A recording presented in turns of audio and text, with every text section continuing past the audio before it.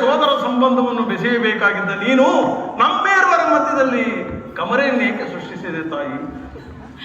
ಅಮ್ಮ, ಪ್ರಪಂಚವೆಲ್ಲವೂ ನನ್ನನ್ನು ದೂಡಿಬಿಟ್ಟಿದ್ದಾಗ, ಅದನ್ನು ಕೇಳಿ ನೊಂದು ಬೆಂದು ಕುಗ್ಗಿ ಹೋಗಿದ್ದಾಗ ಒಂದೇ ಒಂದು ಮಾತಿನಿಂದ ಬಗೆಹರಿಸಬೇಕಾಗಿದ್ದ ನೀನು ಏಕೆ ತಾಯಿ ಸುಮ್ಮನಿದ್ದೆ?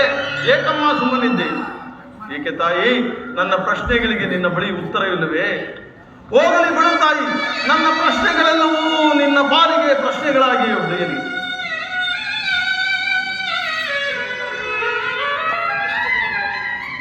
ಇಷ್ಟು ದಿನದ ಮೇಲಾದರೂ ನನ್ನ ಮೇಲೆ ಕರುಣೆ ತೋರಿದೆಯಲ್ಲ ತಾಯಿ, ನಿನ್ನ ಉಪಕಾರದ ಭಾರವನ್ನು ನಾನು ಎಂದಿಗೆ ತೀರಿಸಲಿ?